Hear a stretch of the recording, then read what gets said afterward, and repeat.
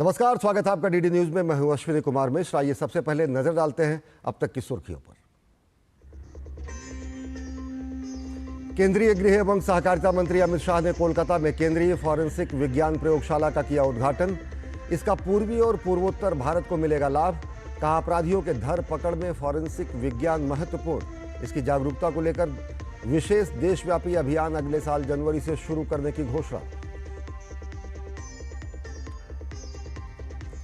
आतंकवाद के विरुद्ध भारत की मुहिम जारी। ब्रिटेन, ब्राजील और मलेशिया पहुंचे सर्वदलीय प्रतिनिधिमंडल के सदस्य। अंतर्राष्ट्रीय स्तर पर मिल रहा है भारत को व्यापक समर्थन।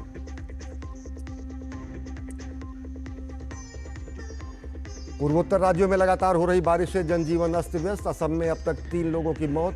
सिक्किम में भूस्खलन। अगले 7 दिन तक पूर्वोत्तर में भारी बारिश का अलर्ट।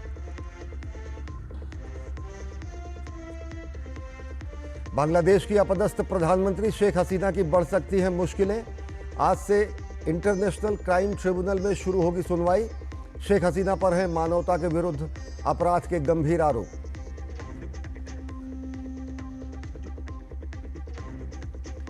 और आईपीएल में आज मुंबई और पंजाब के बीच होगा दूसरा क्वालिफायर मुकाबला। आज की विजेता टीम 3 जून को फाइनल में भिड़ेगी आरसीबी से।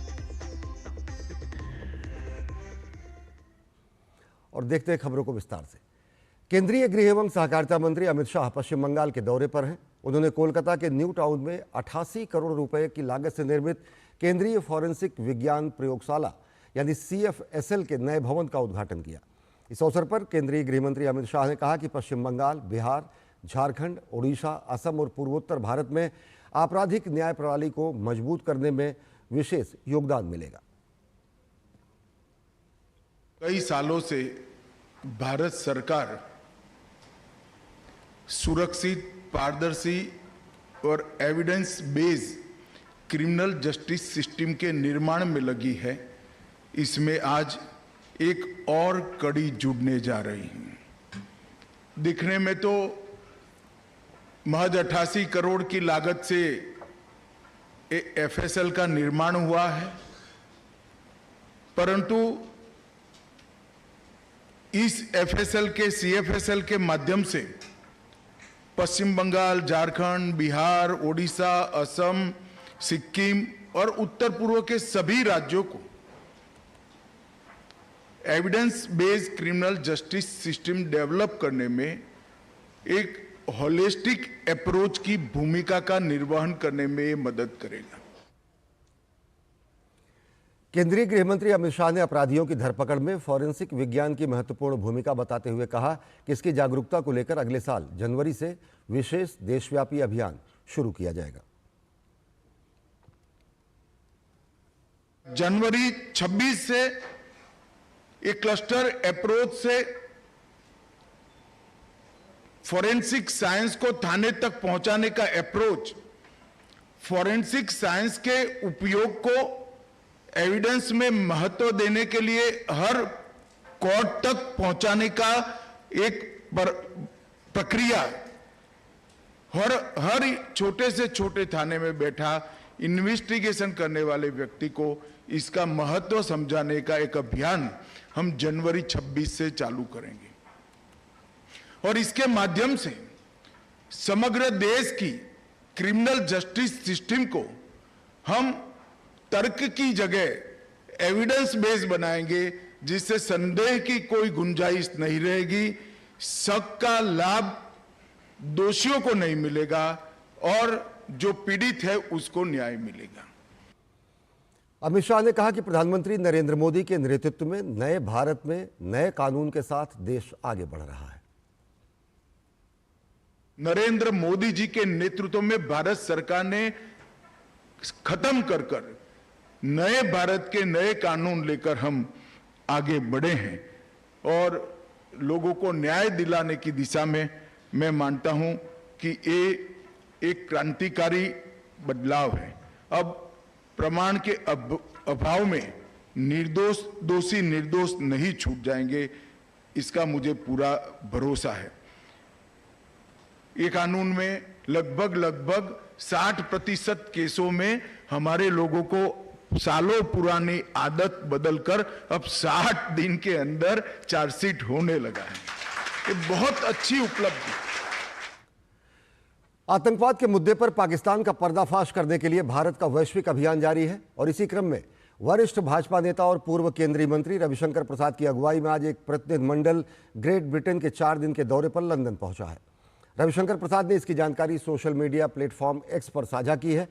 उन्होंने लिखा है कि वो अपने सर्वदलीय प्रतिनिधिमंडल के सहयोगियों के साथ फ्रांस, इटली और डेनमार्क की सफल यात्राओं के बाद लंदन, यूनाइटेड किंगडम पहुंचे हैं।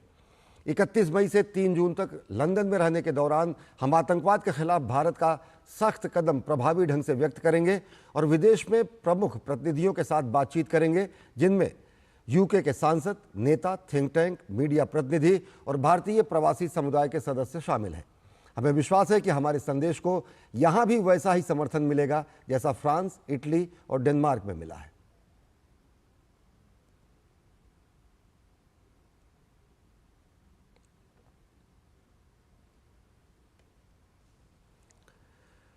तो भारत का वैश्विक अभियान जारी है और रविशंकर प्रसाद की अगुवाई में सर्वदलीय प्रतिनिधिमंडल 31 मई से 3 जून तक लंदन में रहेगा और इस दौरान अनेक सांसदों, नेता, थिंक टैंक, मीडिया प्रतिनिधि और प्रवासी भारतीय समुदाय के लोगों से मुलाकात करेगा और पाकिस्तान का पर्दाफाश करेगा कि किस तरीके से पाकिस्तान की स्टेट पॉलिसी बन चुकी है आतंकवाद और किस तरीके से पाकिस्तान आतंकवाद का पोषण करता है, आतंकवादियों को शरण देता है। और कोलंबिया की अपनी यात्रा समाप्त करने के बाद कांग्रेस सांसद शशि थरूर के नेतृत्व में सर्वदलीय प्रतिनिधिमंडल ब्राजील के ब्रासिलिया पहुंच चुका है। ब्राजील पहुंचने पर प्रतिनिधिमंडल के प्रमुख शशि थरूर ने कहा कि कोलंबिया की सरकार का उन्हें पूरा समर्थन मिला है। उन्हें उम्मीद है कि ब्राजील की सरकार भी आतंकवाद के विरुद्ध भारत की इस मुहिम में अपना समर्थन देगी।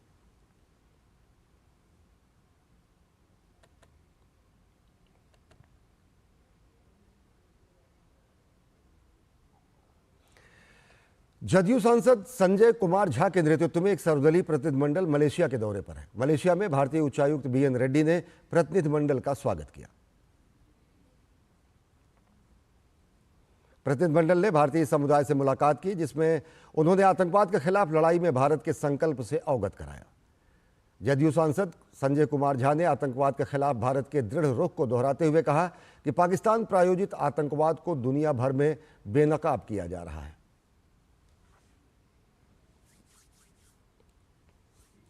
The other part, Indian government had decided that we will go across the world. We will send a delegation. The message should go the entire country as well. Message should go when it comes to country's interest, when it comes to peace, when it comes to fight against terrorism. Entire 1.4 billion are together. That is why we are from all the party, all the religion, and across the country in this. You are seeing us here. वही भाजपा सांसद बैजयंत पांडा के नेतृत्व में सर्वदलीय प्रतिनिधिमंडल इस समय Algeria में है। डेलीगेशन ने एल्जियर्स में भारतीय समुदाय के साथ बातचीत में पहलगाम में पाकिस्तान प्रायोजित आतंकवादी हमले में जान गंवाने वाले लोगों को श्रद्धांजलि अर्पित करने के लिए 1 मिनट का मौन रखा। डेलीगेशन में शामिल AIMIM सांसद असदुद्दीन ओवैसी ने कहा कि आतंक फैलाने वाले इंसानियत के दुश्मन हैं। वहीं डीएमके सांसद कनिमोझी के नेतृत्व में सर्वदलीय प्रतिनिधिमंडल का 6ठा ग्रुप स्पेन के मैड्रिड पहुंच गया है। स्पेन में भारत के राजदूत दिनेश के पटनायक ने भारतीय डेलीगेशन का स्वागत किया।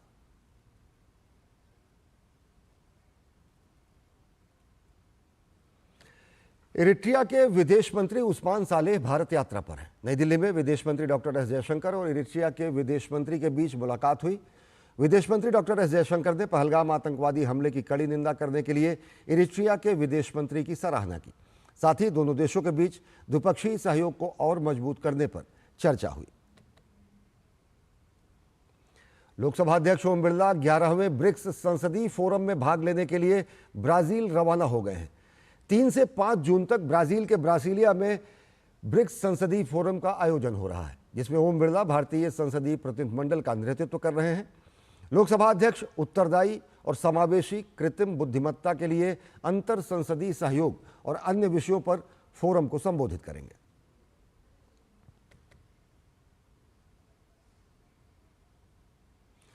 और मंगोलिया के उलान बटोर स्थित विशेष बल प्रशिक्षण केंद्र में भारत मंगोलिया संयुक्त सैन्य अभ्यास नोमैडिक एलिफेंट का 17वां संस्करण चल रहा है।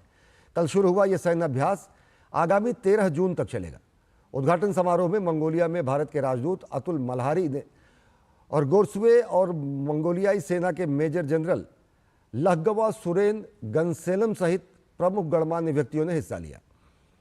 यह अभ्यास दोनों देशों के सशस्त्र बलों के बीच अधिक सहयोग और आपसी समझ को बढ़ावा देगा।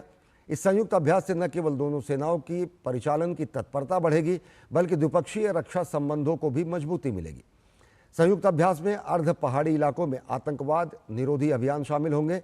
इसके साथ ही सैनिक संयुक्त राष्ट्र के शांति अभियानों के दौरान आयोजित गतिविधियों का भी पूर्वाभ्यास करेंगे।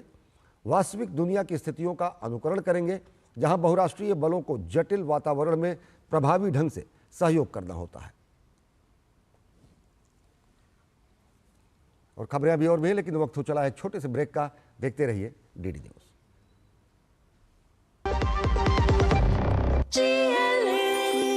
जो लक्ष्य चुना था समझ आने लगा है। जीएलए यूनिवर्सिटी, उच्च लक्ष्य की निश्चित प्राप्ति। टाइम पे खा लेना और प्लीज बाइक धीरे चलाना जी। और ये तुम्हारी सेफ्टी के लिए। अरे एक बात तो रह गई। LIC ये हमारी सेफ्टी के लिए। दिल की सुनो, LIC चुनो। LIC हर पल आपके साथ। और ब्रेक के बाद आप सभी का स्वागत है। बिहार विधानसभा चुनाव में अभी समय है, लेकिन राज्य में राजनीतिक सरगर्मी बढ़ती जा रही है। केंद्रीय मंत्री और लोक जनशक्ति पार्टी रामविलास के अध्यक्ष चिराग पासवान इस बार चुनावी मैदान में उतरेंगे या नहीं, इस पर चर्चा तेज हो गई है। दरअसल लोक जनशक्ति पार्टी की कार्यकारिणी बैठक में सर्वसम्मति से यह फैसला लिया गया कि चिराग पासवान को विधानसभा चुनाव लड़ना चाहिए। सूत्रों के मुताबिक चिराग पासवान सुरक्षित सीट के बजाय सामान्य सीट से विधानसभा चुनाव लड़ सकते हैं। सीट के चयन को लेकर पार्टी मंथन में जुटी हुई है। पिछले दिनों लोजपा के विभिन्न प्रकोष्ठों की और मोर्चों की बैठक हुई थी, जिसमें कई प्रस्ताव पारित किए गए थे और इनमें सबसे महत्वपूर्ण चिराग पासवान को विधानसभा चुनाव लड़ने से जुड़ा हुआ प्रस्ताव था। आज की तारीख में बिहार में ना मुख्यमंत्री पद की कोई वैकेंसी है और ना ही इसके लिए लोक जनशक्ति पार्टी रामविलास की तरफ से कोई प्रयास किया जा रहा है। इतना जरूर है कि एनडीए की एक मजबूत सरकार बने और विकसित बिहार के बनाने के लक्ष्य के साथ जो हम लोग आगे बढ़ रहे हैं उसको हम लोग पूरा कर सकें। और बिहार के पूर्व मुख्यमंत्री और आरजेडी प्रमुख लालू प्रसाद यादव के बड़े बेटे तेज प्रताप यादव ने घर और पार्टी से निकाले जाने के 6 दिन बाद अपनी पहली प्रतिक्रिया दी है। तेज प्रताप यादव ने माता पिता लालू प्रसाद यादव और राबड़ी के नाम एक इमोशनल पोस्ट की है। उन्होंने लिखा कि माँ पापा, आप और आपका आदेश भगवान से बढ़कर है। इस पोस्ट के जरिए तेज प्रताप यादव ने अपनी पार्टी में मौजूद कुछ जयचंदों की ओर भी इशारा किया है। बिहार चुनाव की राजनीतिक सरगर्मियों के बीच लालू प्रसाद यादव ने अपने बड़े बेटे तेज प्रताप यादव को पार्टी से 6 साल के लिए निष्कासित कर दिया है। इतना बड़ा कदम उन्होंने तब उठाया जब तेज प्रताप ने सोशल मीडिया अकाउंट से एक महिला के साथ फोटो शेयर किया और दावा किया गया कि ये 12 साल से रिलेशनशिप में है। पूरे मामले में जदयू की तरफ से तीखी प्रतिक्रिया दी गई। पार्टी के प्रवक्ता मनीष कुमार ने कहा कि हालांकि ये लालू प्रसाद यादव के परिवार के अंदर का मामला है, मगर अब जानना यह है कि तेज प्रताप ने अपने घर में जयचंद किसे कहा, उसकी पहचान कैसे होगी। तेज प्रताप जी ने कहा कि मेरी ये जो हालात हुई और पार्टी की जो आज बुरा हालात है उसमें जयचंद जी के द्वारा किया गया।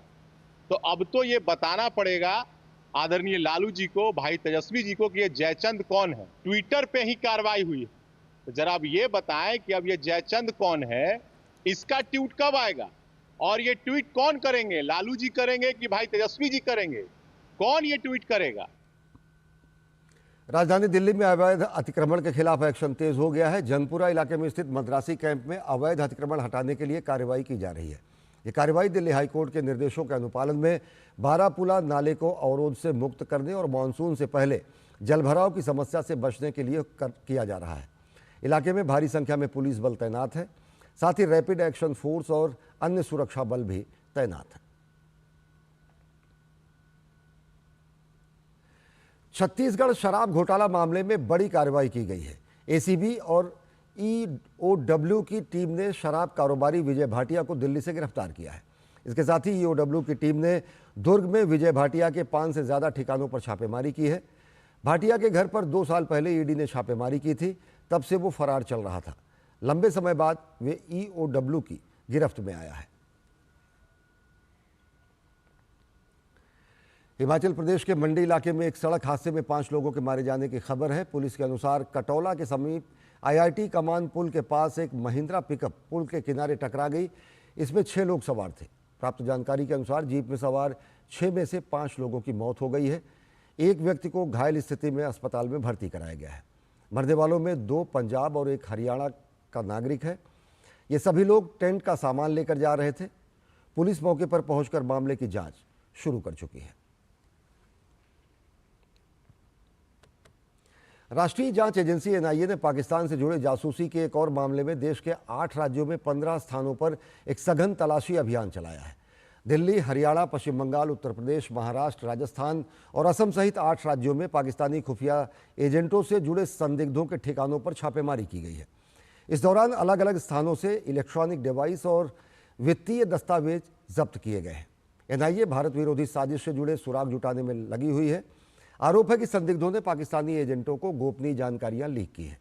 जानकारियां लीक करने के बदले सभी आरोपियों को भारत में अलग अलग माध्यमों से पैसे भी मिले हैं, जिसकी जांच जारी है। एनआईए ने 20 मई को इस मामले में केस दर्ज किया था। मामला शासकीय गोपनीयता अधिनियम, गैर कानूनी गतिविधि रोकथाम अधिनियम और भारतीय न्याय संहिता की विभिन्न धाराओं के तहत दर्ज किया गया है। पश्चिम बंगाल में हिंदू नागरिकों को पुलिस द्वारा धमकाने के मामले कम नहीं हो रहे हैं।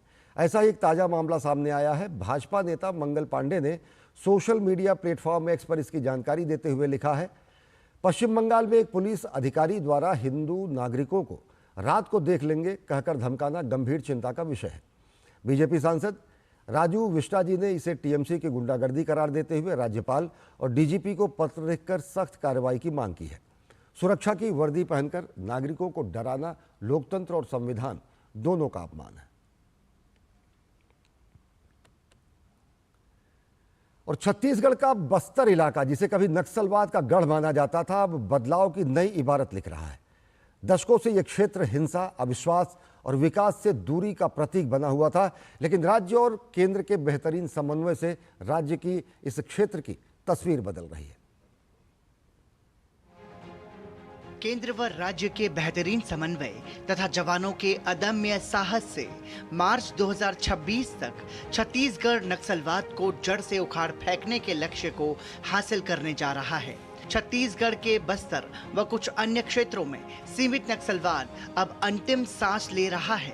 छत्तीसगढ़ में पिछले 15 महीने में 425 मुठभेड़ में नक्सलियों को न्यूट्रलाइज किया गया है, जबकि 1388 नक्सलियों ने आत्मसमर्पण किया है और 1443 गिरफ्तार किए गए हैं।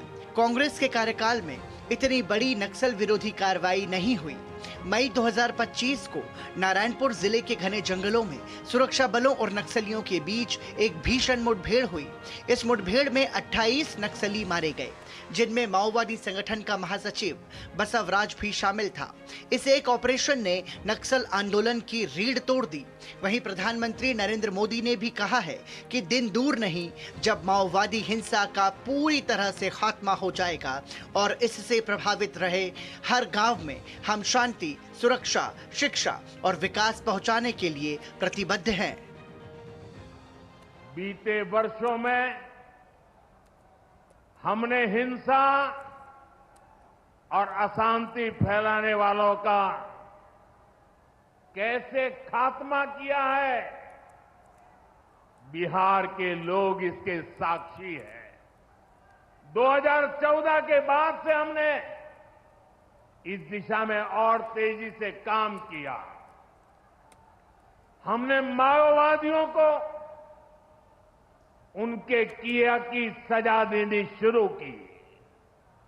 2014 से पहले देश में 125 से ज्यादा जिले नक्सल प्रभावित थे।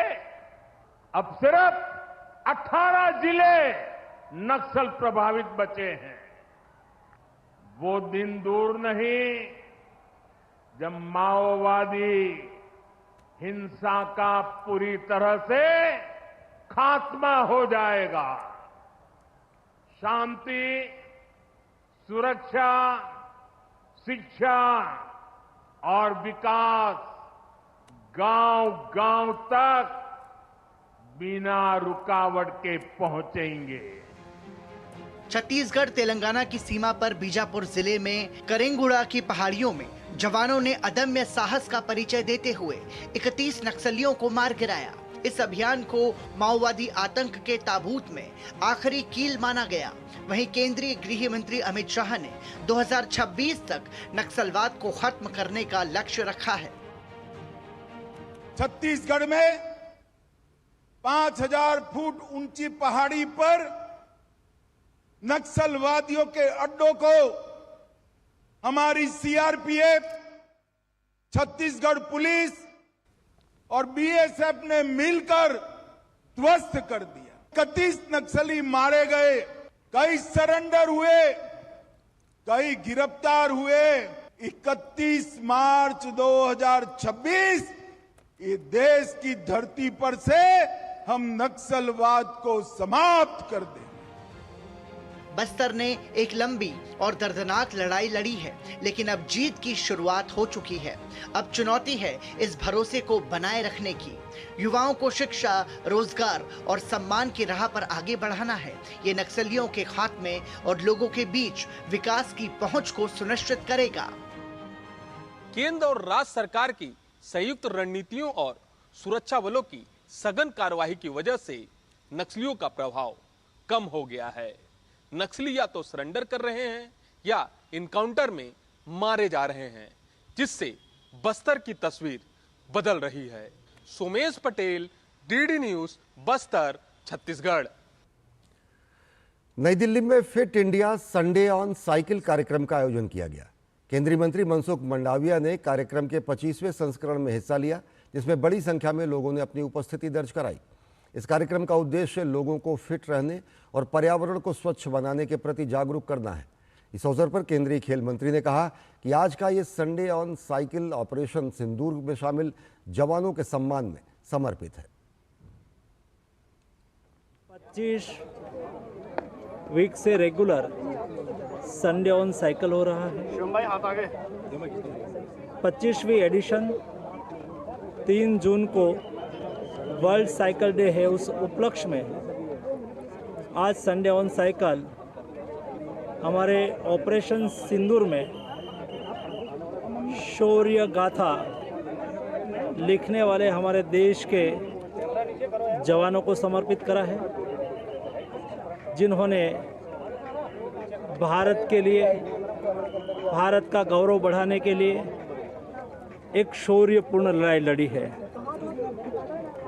ये केवल लड़ाई नहीं है, लेकिन ऑपरेशन सिंदूर ये आत्मनिर्भरता का प्रतीक भी है। संडे ऑन साइकिल के इस संस्करण में अभिनेत्री शर्वरी वाघ ने भी हिस्सा लिया। साइकिल का 25वां संस्करण है और मैं बेहद खुश हूँ यहाँ जुड़कर। मैं खास धन्यवाद देना चाहूँगी मनसुख जी को कि उन्होंने मुझे यहाँ इनवाइट किया। ये जो फिट इंडिया की आइडिया है, जो हमारे honourable prime minister Narendra Modi ji की है, बहुत गर्व की बात है मेरे लिए कि आज मैं इन सबके साथ जुड़ सकी और एक कुछ छोटा सा अपनी साइड से कर सकी। I am proud to be an Indian और मुझे बहुत बहुत गर्व है हमारे आर्म्ड फोर्सेस पर, हमारे देश पर और बस जय हिंद। 2001 से हर साल 1 जून को संयुक्त राष्ट्र के खाद्य और कृषि संगठन द्वारा विश्व दुग्ध दिवस मनाया जाता है, ताकि वैश्विक भोजन के रूप में दूध के महत्व को स्वीकार किया जा सके। भारत 1998 से दुग्ध उत्पादन में विश्व में पहले स्थान पर है और वैश्विक दुग्ध उत्पादन में 25% का योगदान देता है। देखिए हमारी खास रिपोर्ट। पिछले 10 वर्षों में 63.56% बढ़कर 2014-15 में 146.3 मिलियन टन से 2023-24 के दौरान 239.2 मिलियन टन हो गया है। ये पिछले 10 वर्षों के दौरान 5.7% की वार्षिक वृद्धि दर को दर्शाता है, जबकि विश्व दूध उत्पादन 2% प्रति वर्ष की दर से बढ़ रहा है। भारत में प्रति व्यक्ति दूध की उपलब्धता भी पिछले दशक में 48% बढ़ी है। डेयरी क्षेत्र कृषि अर्थव्यवस्था में 5% से अधिक का योगदान देता है। एक उद्योग के रूप में यह 80 मिलियन से अधिक लोगों को रोजगार देता है, जिनमें से अधिकांश छोटे और सीमांत किसान और भूमिहीन हैं। डेयरी क्षेत्र भारत के लिए कई मायनों में बहुत महत्वपूर्ण है। भारत ने डेयरी सहकारी क्षेत्र में भी महत्वपूर्ण प्रगति की है। इस क्षेत्र में लगभग 22 दुग्ध संघ, 240 जिला सहकारी दुग्ध संघ, 28 विपणन डेयरियां और 24 दुग्ध उत्पादक संगठन हैं। ये संगठन लगभग 2,30,000 गांवों को कवर करते हैं और 18 मिलियन डेयरी किसान इसके सदस्य हैं। विश्व दुग्ध दिन यानी कि वर्ल्ड मिल्क डे के अवसर पर सभी दूध उत्पादकों और कंज्यूमर्स को हमारी ओर से काफ़ी शुभकामनाएं। हमारे लिए आज एक बड़ी खुशी का अवसर ये भी है कि आज से अमूल यूरोप में स्पेन में दूध लॉन्च कर रहा है। तो पिछले साल अमेरिका के दूध लॉन्च के बाद आज यूरोप में अमूल का दूध मिलना शुरू हो जाएगा और हम माननीय प्रधानमंत्री जी का जो विजन है कि विश्व के हर डाइनिंग टेबल पे भारतीय फूड आइटम होनी चाहिए, उस दिशा में अपना छोटा सा एक प्रयास कर रहे हैं।